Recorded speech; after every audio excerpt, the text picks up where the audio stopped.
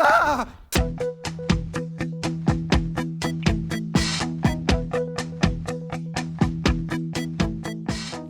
The Powerpuff Girls Movie.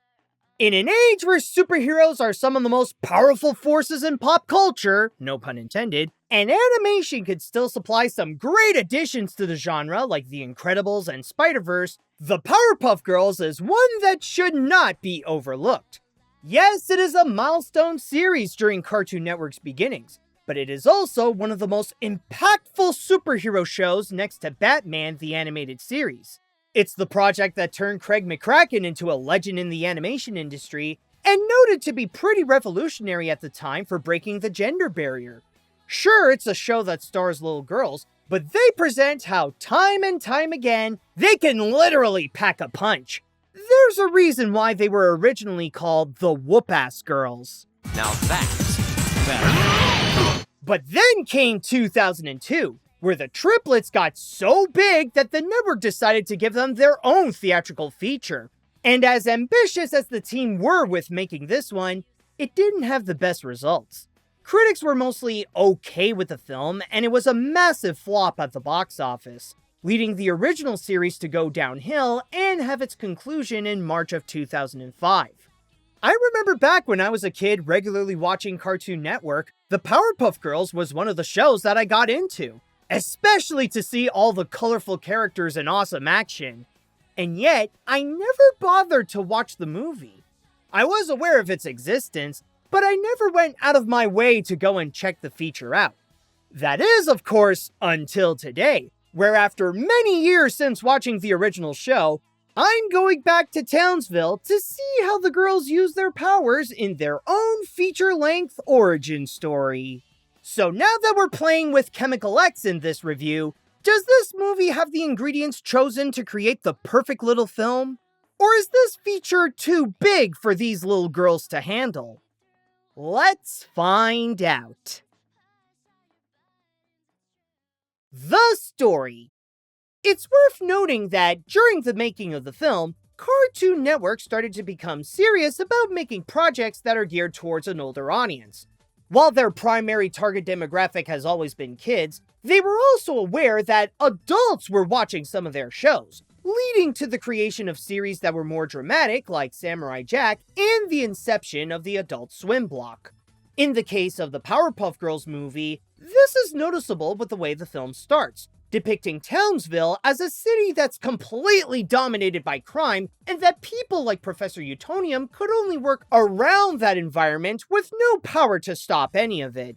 This man holds the ingredients to Townsville's salvation. This man, known simply as... But then by the time the girls were created, it seemed like it was going towards a more heartfelt direction, centering around the professor finding a spark of joy by becoming a father when everything around him is so miserable. In that case, I'm down for that. This could make a nice character piece that explores themes of family and parenthood, and have the professor take center stage as he experiences the pros and some cons of raising special little girls. But much like the three on their first day of school, it quickly loses focus and everything around them falls apart. It didn't take long for that narrative to be sidelined in favor of another that is about the Powerpuff Girls coming in terms with their powers, and learning that they should use their unique traits for good, even when the people around them don't understand and their first reactions can be negative. And unfortunately, people often get scared or angry when they don't understand something special or unique. I'll say now that this storyline in itself is also good, and it does come packaged with a nice message to teach viewers. However, this highlights one of the movie's biggest problems. It lacks focus and cannot decide what kind of movie it wants to be. Throughout the picture, it feels like the tone can be all over the place. As much as the team tried to appeal to an older crowd and tried to take itself a bit more seriously, there can be times when it can feel dark and depressing, but then there are times that it also wants to stay true to the spirit of the show and have some quirky comedy that's more for kids. And those two can be very opposite from one another to the point of making the experience often feel jarring.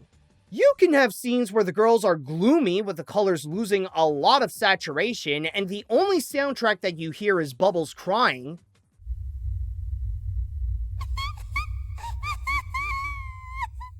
And then you'll have other scenes that are like, spreading out bananas far and wide, fixing up the boat for a slippery slide. This may be a short movie, but you'll be surprised that this does usually happen. Tomato. Tomato. I'll add that the pacing also shares this problem. This movie can be very inconsistent with some scenes that are either rushed or unnecessarily take too much time. They can go by so fast that they leave with a bunch of unanswered questions regarding some context, or they go for so long that they drag the movie down. The latter is especially the case with the tag scene, which from start to finish is 9 minutes long. And again, this movie has a very short running time, so that's a large portion of the picture that's only about the girls destructively going around the city playing tag. Do you hear something?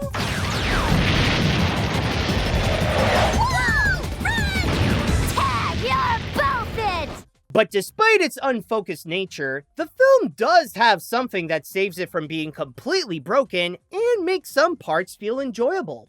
And ironically, the savior of this movie is... Mojo Jojo! When the girls first meet Mojo Jojo, that's when I felt like it finally has something good going. It's where it makes the most of having this be an origin story of both the Powerpuff Girls and Mojo. It's where many of the most creative ideas get presented with his plan to build his lair and take over the city, and it's what makes it feel the most justified that this is a Powerpuff Girls movie with a story that can be bigger than what we got from the series. Not to mention that it is also the driving force of the action scenes so that the film can deliver an engaging climax, and the three make the most out of their powers to fight against evil.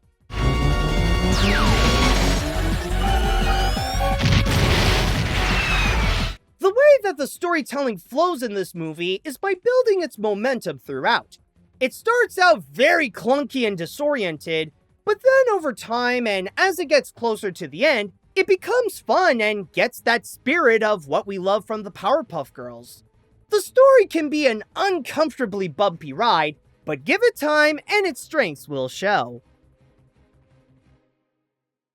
The animation.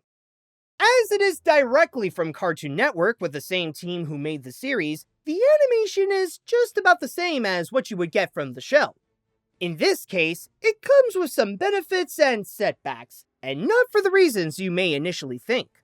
Like many other series from the channel during the 1990s, the aesthetic of the Powerpuff Girls can be best described as abstract that has a retro feel, but with a modern twist. The designs are reminiscent to the art style of the 1950s that dominated cartoons at the time, and helped shape the visual architecture of futurism. However, Craig McCracken put his own twist to the look by emphasizing minimalism, reducing the drawings to their core shapes with a handful of bold colors in order to build both the backgrounds and the characters.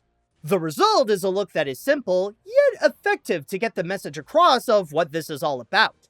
They may look cute and harmless at first glance, but add the superhero genre into the equation, and this opens the door to many creative possibilities, especially when crafting the variety of monsters and villains. It's as if the style has a hidden superpower that can capture the feel of the action that you'd find in comic books.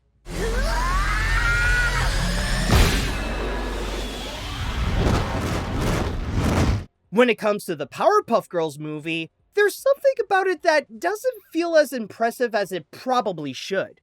I'll say now that I don't mind if the animation is identical to what we got on television. Maybe an upgrade on the effects like additional lighting or a smoother flow to the movements would have been nice, but the limited animation actually complements the simple designs, as if it's committed to its minimal approach. I'm honestly cool with all that. But my biggest problem with the animation is that I feel like I got a lot more from the show than I did with this movie.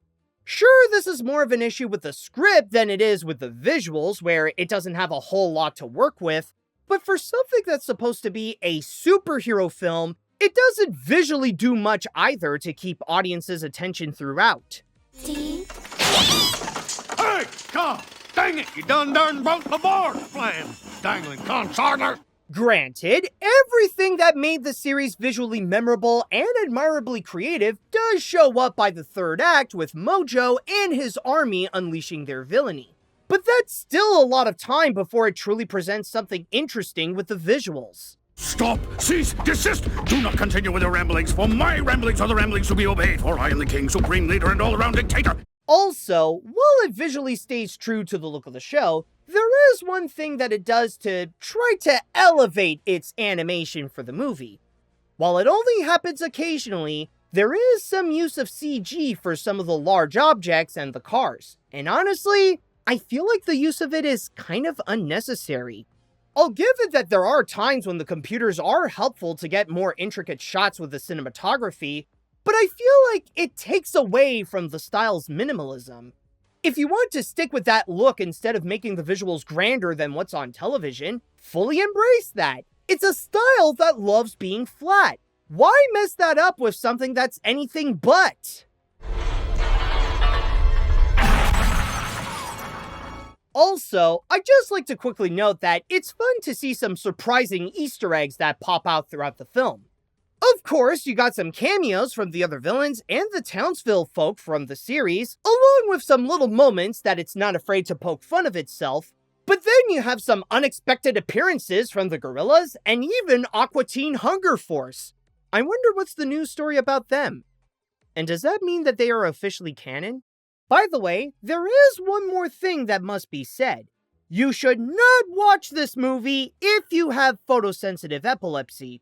There are some scenes that go a little too crazy with flashing lights, and they could be at the point where some could have a real bad time watching this. Seriously, I don't have that, and even I find some parts are hard to watch because of the flashes.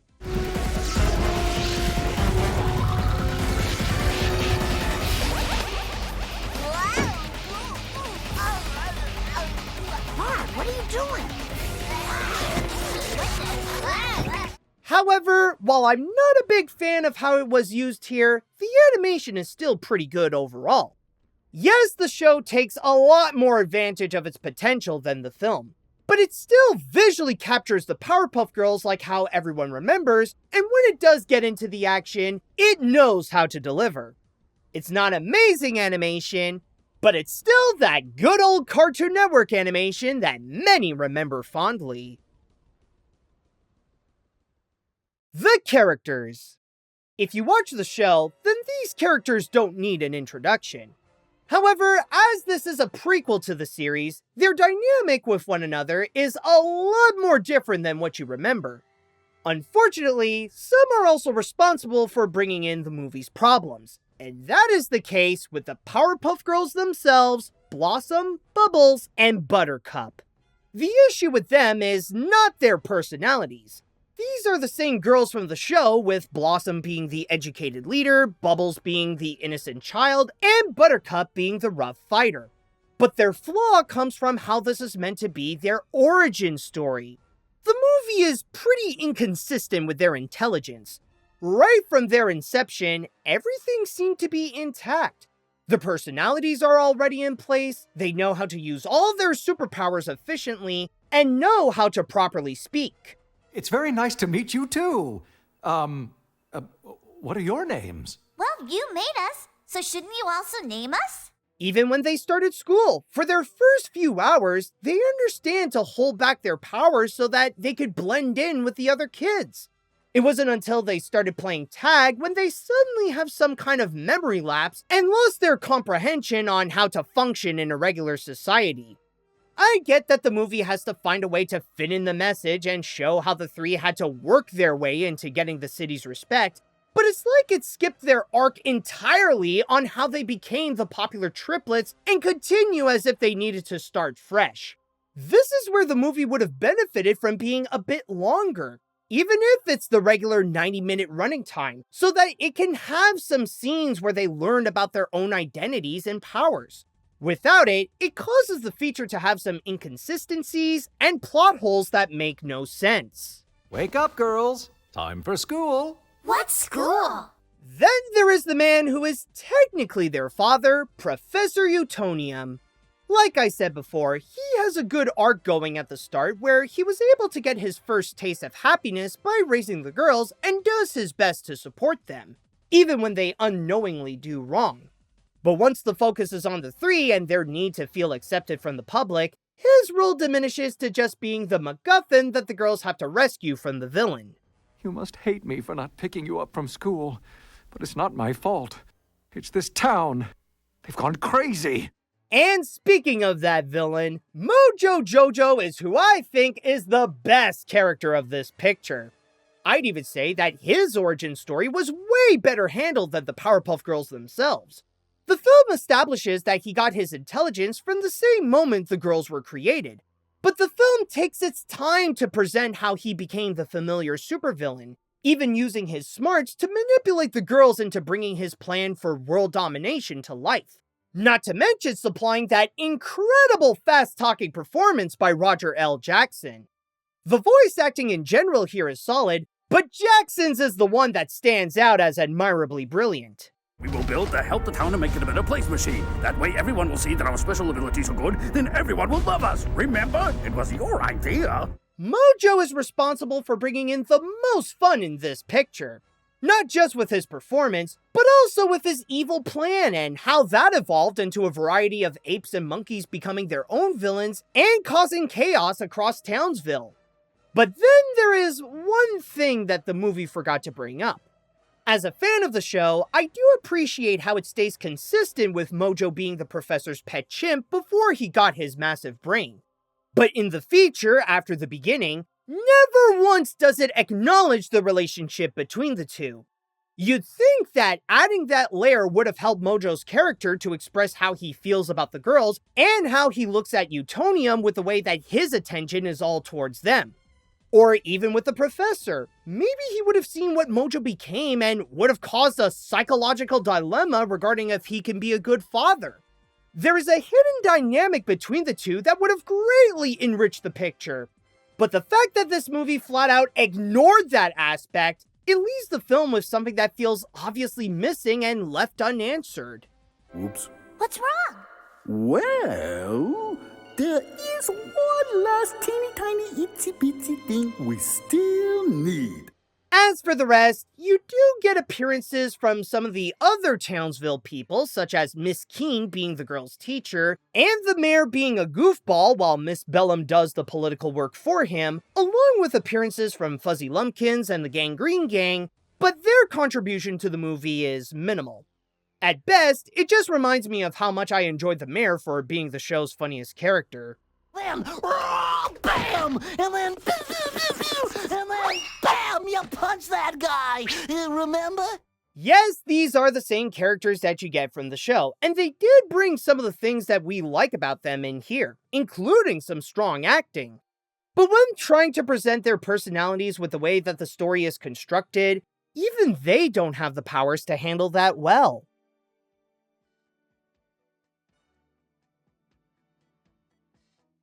I know this is meant to present the first time they fight crime, but their movie is not among their greatest moments.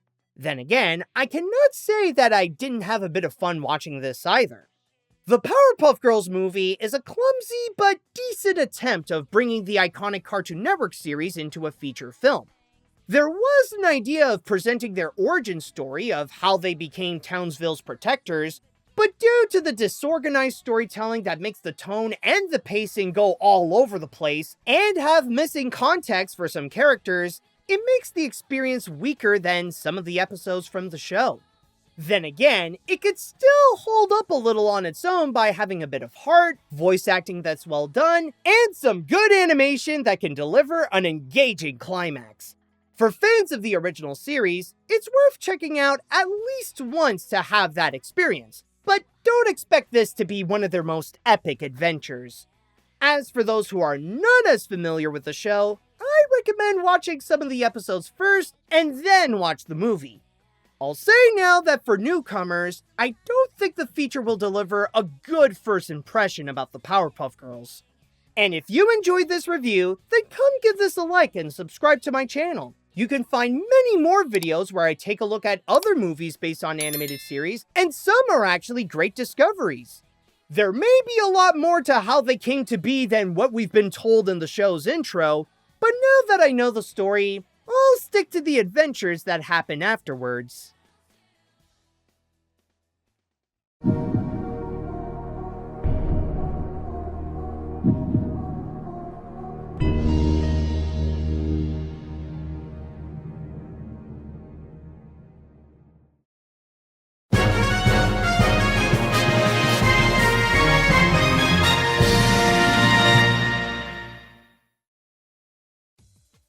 Hey guys, this is Animat, and I want to start things off by giving out a huge thanks to Red Bandit, whose amazing support on Patreon allowed him to get some amazing rewards, including this one, where he got to ask me to review the Powerpuff Girls movie.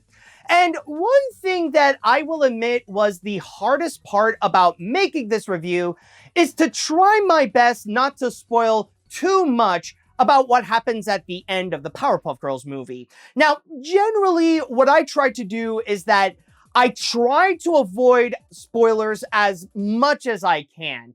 You know, I want to try to make sure that I don't reveal everything that happens either in the climax or in the ending so that, you know, you get a chance to see for yourself and you'll still be surprised about what you would experience when watching the movie. But in the case of the Powerpuff Girls movie, I didn't want to try to go and reveal too much what's in it, despite the fact that, yeah, maybe I have said a few things that did happen during that time in the film, or I would show some clips that would occur during the climax. But the thing is that makes it so tough is because, well, like I said in the review, that climax and that ending is the best part of the entire movie. And it is the moment that feels like it really does justify this as a Powerpuff Girls movie. And there's a part of me that does wish that that climax or the feeling that I got from that moment would be across the entire feature film. Again, it's the kind of movie that slowly but surely gains momentum. It starts out as kind of a mess, but then gradually it actually becomes something enjoyable where right at the end, then you actually do get invested. You see like all the creativity just go all out on it. And also like the moment where I had the best time when watching this movie. I would say, at the very least, if you're not gonna go and watch the Powerpuff Girls movie, then at least watch that climax, because it really is a lot of fun, and it really is the best moment where it really does feel like a great Powerpuff Girls moment. But still, overall, in terms of the entire experience of the Powerpuff Girls movie, I still say it is worth it. Like if you have already seen many of the Powerpuff Girls episodes, like if you've already watched the show, then yeah, like check it out at least once. But then again, I would say that you do get a lot more out of some of the episodes, more so than you would with this feature film. But still though, the movie as is, yeah, I say it's alright. I think that's the best way to put it. It's alright. But anyways, now that we are done with the Powerpuff Girls movie, it is now time that we shall go and move on to the animation hat. And by the way, before I go and pick the next review, if you would like to be like Red Bandit and you want to go and support my work and get some amazing rewards, including but not limited to seeing my videos before anyone else, then all you have to do is go to patreon.com/animat. But at the same time, if you would like to suggest an animated film you would like me to review and that I would put onto the animation hat, then all you have to do is write me an email at animatsreviews@gmail.com. All right, so let's see what we got here. What's going to be our next review that we shall have? And I just picked one, actually. Okay, so the next review shall be... Let's see now. Oh, well, hold on a sec. I think I already reviewed this one. It's Yu-Gi-Oh! Pyramid of Light. Okay, no, I did that. Funny enough, I actually did that not too long ago from the time that I'm recording this. Okay, so I think we're gonna have to go into a round two. All right, so let's see now. Well, let me just pick another one. There we go. Okay, so anyways, Maybe this one is something I haven't seen and or that I haven't reviewed yet. So, oh, it's a small paper. Oh, okay. Oh, okay. Okay, that is more like it, actually. So this is going to be interesting. So technically, we're going to be going back into one of my personal favorite Disney animated features. But this time around, we shall be going into not necessarily the movie itself, because I've already done that review, but we are going to be looking into its sequel. And how does that fare up compared to the original? Well, I guess we will have to wait and see. And I guess we will have to determine if it does deserve to get that thumbs up that it is oh so desperately looking for. Yeah! Woo! All right! I rock so hard.